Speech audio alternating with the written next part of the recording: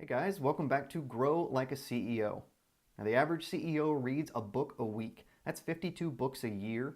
Most of us don't have the time for that. So, here on Grow Like a CEO, every week I'm going to be breaking down my own personal library for you of marketing, social media, business, and productivity books to get you that much closer to that CEO reading level. Now, last week we looked at Contagious. Last month we looked at Contagious. This week we're breaking down Blue Ocean Strategy. Now, for anybody building a business or trying to find a better way to differentiate your offering from everybody else, this is the book for you. I'm going to hold this up one more time.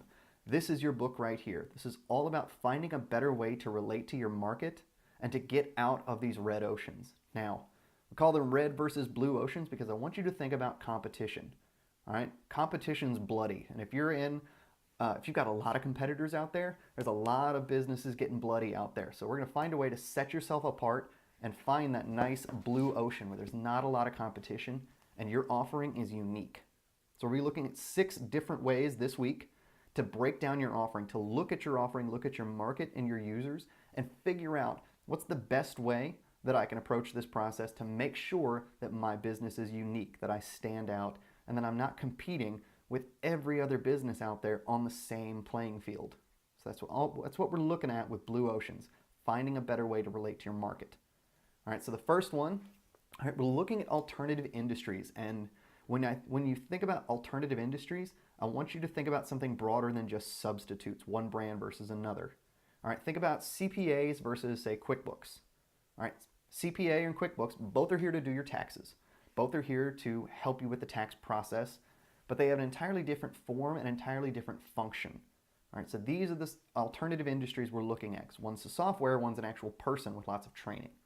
All right, so we have two different industries, both serving the same end.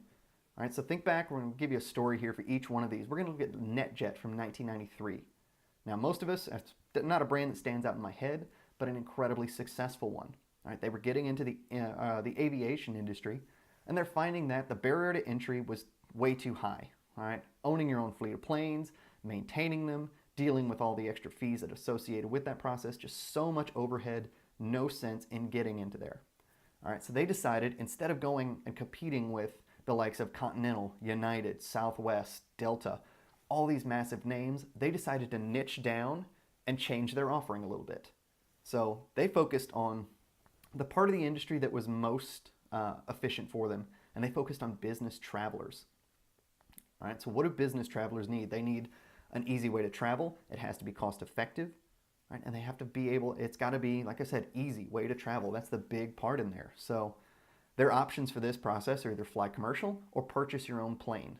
Again, on the purchasing your own plane side, high overhead. Most businesses are not going to spring for a multi-million-dollar plane, and a little prop jet's not going to get you there.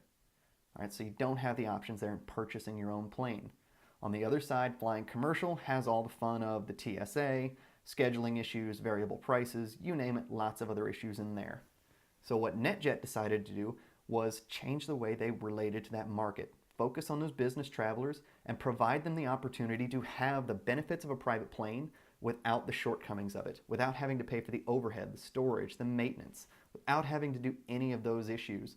Right? And they offered people or businesses a share in a plane, X amount of money per year, X amount of flights, right? And they would own a 16th of a plane.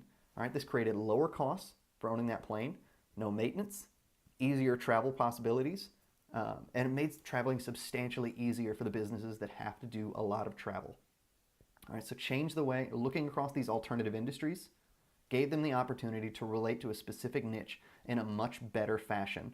All right, it changed the way people traveled, and you're still seeing that model today. All right, so for this process, for looking across alternative industries, I want you to look at, identifying some alternative industries for your product or your service. Start with the purpose and figure out what are other services out there that my users can actually capitalize on. So digital marketing agencies versus how-to books. All right, there's your dichotomy right there. They serve the same purpose in entirely different fashion. All right, and both of them tend to serve a different niche user. All right, so look at what are the benefits and drawbacks of each of these services, of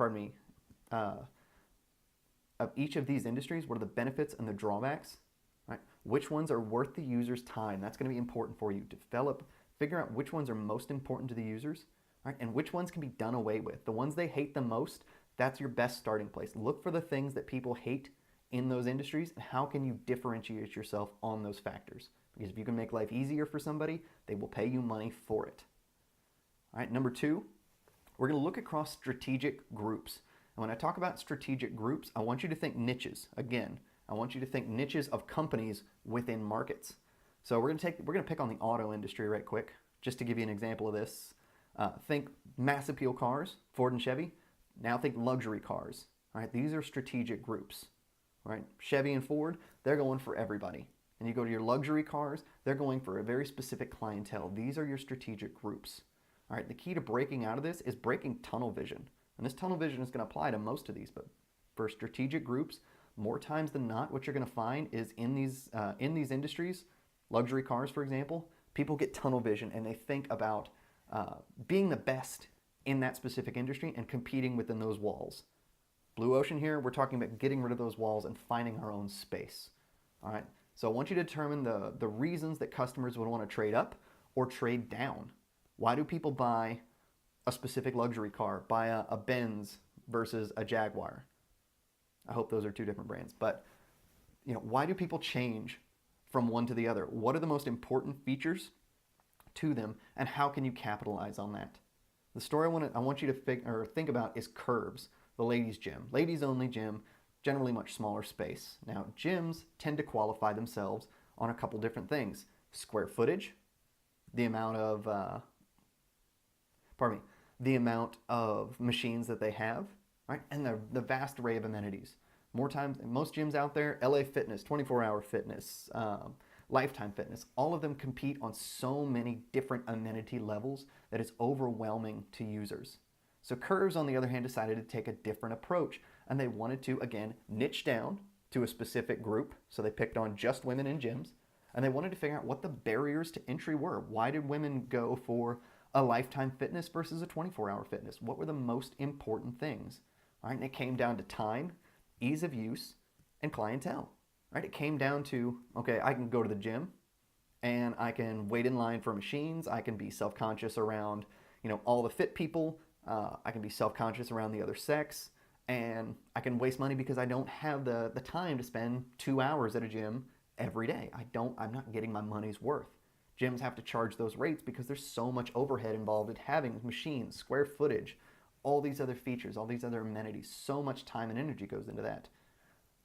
Curves, on the other hand, took the opposite approach, and they said, okay, if we can get women out of the house, we need to do it quickly. If we can get women to the gym, we need to do this quickly because people are busy. Right? So we need to be able to do that. We need to hold down the number of machines to make it less complicated. Right? And we need to find a way to get rid of any self-esteem issues. So to do this, they found smaller space, so smaller overhead, fewer machines. I think it's 10 machines total. Right? And they catered to just women, and they built these machines in a circle. So one big circle, and everybody just moves around. It takes a half an hour to go through the entire system itself, right? And the machines face each other, so it's built to create camaraderie with everybody out there. Right? So they created a very unique value offering for a very specific niche based on the features that they wanted to focus on the most, that women found, or that their specific niche. So women found the most important in trading up or trading down to a specific gym. Right? Was it easy to use? Was it cost effective? Did it help their self-esteem? Did it get rid of some of their issues? These issues were the most important things to women, and they focused on those unique issues and created a selling proposition for it. All right, so for looking across these strategic groups, for your action items here, identify the groups in your industry. What are the specific niches in your industry? All right, do you cater to men, to women, to triathletes, to weekend warriors? What are the groups that you can focus on here? And determine the underlying factors that make people purchase one product over the other. What are the most important decision makers there? And then get rid of everything else. Figure out which ones you can completely remove and which ones you just have to lower a little bit. Some you won't be able to get rid of entirely. Right, but that's how you can start to differentiate yourself, by looking across these strategic groups. Now the next one, number 3 here, we're going to look across the chain of buyers, and this one gets unique. All right. So I want you to think there are 3 different sets of buyers. All right, there are buyers, there are end users, and there are influencers. Now, buyers we're all familiar with. We're all buyers of some sort. Now, when you get to be a parent, chances are good you're not the end user anymore. All right, you buy products for your kids. All right, they're the end user. They're the ones that have to enjoy the product. And then on the other side, we have influencers as well. All right, influencers are the ones that recommend the products. What I want you to pick on here, or what we're going to pick on, is the pharma industry, pharmaceuticals. All right, doctors spend all their time recommending medications and systems to their specific users. We end up using them. So doctors and the pharma industry are considered the influencers, and they are highly marketed to with every single product out of here. Now we're going to pick on NovaPen. Now created before the EpiPen, same concept, same principle here. But the company, that everybody in that industry used to compete on making a better insulin. Now, not a whole lot of innovation in insulin creation was actually taking place. All right, whenever he competes on the same thing, it tends to slow things down. Nobody finds different ways to do this very often. So you see a lot of slow growth in the process. All right, and it was sold in vials, and it came with, you had to have your needles and stab yourself, and whole nine, separate syringes, all that good stuff. And this product was marketed directly to the doctors because they were the influencers. NovaPen, on the other hand, decided to flip the script and say, what if we went after the end user instead of the influencer? And we could get the end user to tell the influencer what needed to be bought, what needed to be created. All right, so NovaPen created basically an EpiPen, all right, the original EpiPen, if I believe. All right, and it made it easier, and they marketed directly to those users based on what they needed. All right, and the end users ended up influencing the influencers just by that process. The doctor said, okay, my patients are starting to talk about this NovaPen. Obviously, we need to order more of this. And sales went up. Just by changing who they marketed to, the sales increased. All right, Canon did the exact same thing when they shifted their focus from corporate purchasers to desktop printers. All right, they sold directly to those end users by focusing on a niche, by creating a product specifically for those end users, something I could sit on my desk and I could use myself at home. Now, it's the industry norm. It's the industry standard to have some sort of desktop model that you can sell directly to the consumer. All right, so for action items, I want you to look in your industry. Who does your industry specifically target? Do they focus on users, the end users? Do they focus on buyers, which may not be the end user? Or do they focus on influencers? All right, identify the sales propositions for each one, because they're going to be different. All right, and what are the benefits of targeting one versus the industry standard? How can you change that script? How can you flip that script? All right, so for number 4, we're going to pick on product or service offerings. We're going to look at complementary product or service offerings. Now think about this for a second. Few products exist in a vacuum. As humans, we create sequences and patterns. All right, everybody likes a good sequence. Everybody likes a good pattern. It's comfortable. We get comfortable in our patterns. We put on the right shoe versus the left, or the left shoe versus the right. All right, and this goes up to just about everything we do. All right, say for example, I'm big on cleaning the kitchen. I buy sponges, but I also buy a good dish drying mat because when I'm washing dishes, I want a place to dry my dishes. All right, products are used in sequence. Now, more times than not, most industries they converge on a product or service offering, and they lock themselves again. There's that tunnel vision again, and they don't stray far away. So we make a better sponge instead of something that can go into the process better. All right, one industry that was very guilty of this was the municipal bus industry. It's a weird one to talk about, and again, not a sexy product. But everybody competed over making a bus at a cheaper price. Now, the city used to keep these buses from 10 to 12 years. They would keep these buses in action longer than most of us keep our cars. Especially if you got a newer car, it usually doesn't make it towards that 10, 12-year mark. City buses, on the other hand, live a long time. So they made them out of steel, so they were ultra durable. All right, and they made them diesel engines, so the engines lasted a long time. So not very environmentally friendly and not very cost effective. High ticket price on the bus. All right, so the industry tried to bring that price down as much as they could based on the materials they had to use, that steel frame buses. A company called Nabi, N-A-B-I, on the other hand, decided to look at the product as a whole and say, okay, this isn't just a bus in a vacuum. This is a bus, a piece of transportation that exists, an investment for 10 to 12 years. What makes this a better investment? Steel is going to last longer, but you got to deal with corrosion. It's a pain in the ass to fix. You got a lot of issues. So they threw out the concept of trying to create a steel frame bus under the industry price standard, and they went with a lighter, cheaper product. They went with fiberglass. And fiberglass created a couple different options for them. Fiberglass is a weaker product, but it's easier to repair. So if bus gets a dent or a ding, you cut it out, replace it with fiberglass, and you're done. All right, it also creates a lighter frame. The lighter frame makes it more environmentally friendly. You don't need as many axles. You don't need as powerful an engine. All right, so you have less maintenance costs for repairs. You have lighter buses. They're more economically friendly or more environmentally friendly. And then you also have the added bonus of creating more space. All right, because you didn't have as many axles, you had more space on the bus. So you had more options for creating for more people on the bus. Thus, you had a much more valuable product over the substantially long lifetime that it has. They looked at the product as a whole, not just a product in the vacuum, not just a better bus. All right, so they asked themselves, and this is what I want you to do for your action items here, define the total solution for the product or for the solution that buyers want. All right, the city didn't just want to buy a bus, it wanted a piece of transportation that lasted for 10 to 12 years. All right, so they created a product to serve that. All right, so ask yourself what happens before, during, and after the purchase of your product. What are the users doing before the product? How does the buying cycle go? What do they get? And what is the life cycle after? Software as a service companies do this really, really well, better than most industries. So think about that before, during, and after for your product.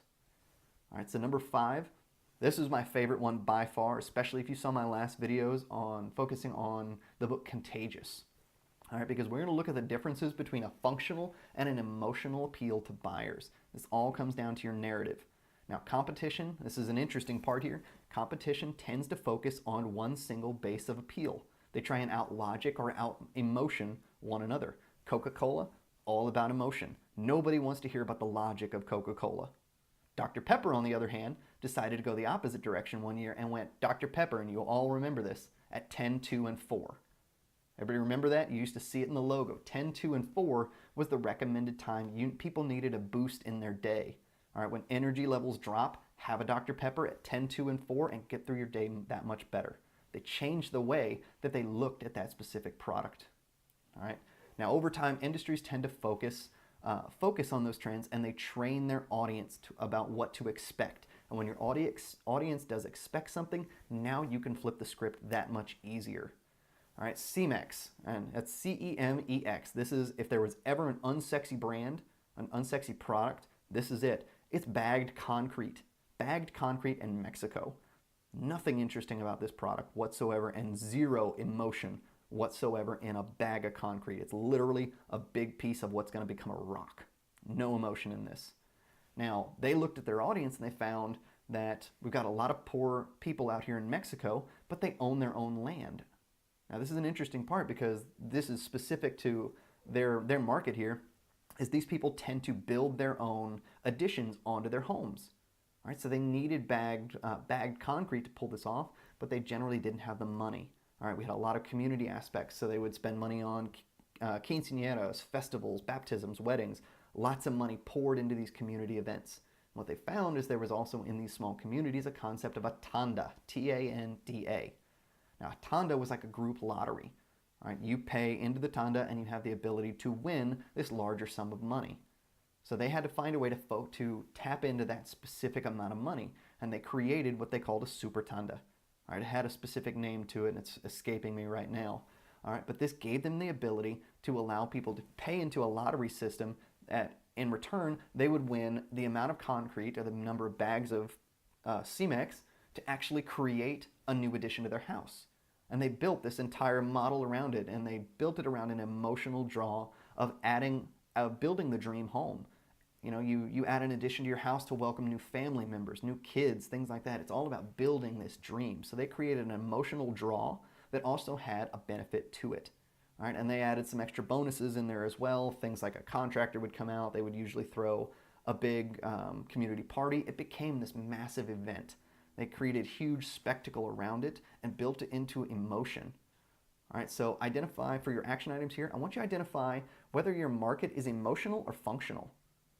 right? And figure out a way to go the opposite direction. If you work in an emotional market, what emotional elements can you strip out to make it more functional? And you've seen this before, and you're seeing it a lot more now in the housing industry. When you look at modular housing, now modular housing is all about form. It's all about function, making the house, okay, I need this. I'm going to add this specific little widget here. Modular, all right, it takes the emotion out of the concept, because buying a house is an emotional thing. People look at a house and they buy a house, they see their family, they see the next 10, 15 years of memories. Modular housing takes that emotion out of it and makes it more functional. On the other side, if you work in a very functional market, how can you add emotion in? Go back to my last videos on Contagious and look at the ways to create narratives around emotion to suit your product, because you can inject emotion into just about anything. If people can do it with a bag of concrete, you can do it in just about any market. So find a way to add emotion into that if you work in a very functional brand. All right, and the last one, I know we got a long video here, I want you to look across time. This is going to be our last one here, and this is the toughest one to do. Emotional, in my opinion, is the easiest. Time is the most difficult. Time is the tough one to do because trends, they can be easy to see, but very difficult to innovate for. They're usually the most disruptive ones. You usually see these in headlines. You see industry movers and shakers talking about the problems with the concept itself. Now, the one we're most familiar with, even if we didn't pay any attention to it, is Napster and the music industry. Napster changed the music industry because they suited a specific need on the user side. People didn't want to spend $12, $15 on a CD to get every song when they only wanted 2 or 3. So Napster filled a need by allowing people to trade music, all right, just one song at a time. Apple, on the other hand, so the music industry saw this as theft, and they tried to find a way to crack down on it. No one was going to be able to do that. Industry wanted to stay the same. Apple, on the other hand, saw the writing on the wall and focused on the user side. They say, okay, you just want one song, buy that song for 99 cents. Better yet, to suit the other issue in the industry, which was quality of music. All right, all these songs being traded, being ripped off CDs was usually low quality by low quality systems. All right, so they upgraded the quality of their music to suit that, and they made it easy to go a la carte purchasing. All right, so they suited that industry standard, and they built the model that broke the music industry. No more purchasing entire albums. I want one song, I'm going to buy it. It's going to be that much simpler, and it's going to be high quality. All right, so what I want you to think of here when you look at looking across time to create a blue ocean, what trends have a high probability of impacting your industry? All right, and think about the highly controversial or detrimental to the current industry. And what do you need to get out in front of that? What process would you need? What system in place? What product or service would have to be built to suit that need? Again, this is the most difficult one to do, and it doesn't always pan out. All right, so keep an eye on this, but if you can spot a trend and find a way to get in front of that, you have the ability, much like iTunes, to create that own blue ocean, to corner that brand new market that people are going to eventually just flock into. All right, so that's our first installation here of Blue Ocean Strategy. So next week we're going to be doing another installation. We'll have we'll do one per week every month. So I'm going to have a breakdown of this entire book for you. Because again, my goal is to get you that much closer to that CEO reading level. All right, so the action items are going to be contained in the notes below here. Keep an eye out for those as well. I'm working on a cheat sheet for y'all as well that you can download and you can keep with you and use this to move through your product and figure out which is the best way to create a blue ocean. You have to look over time, emotion, alternative industries. All these different things can come together, and this can be the way to differentiate your product in the market itself. So keep an eye out for our installation next week, and I will see you there.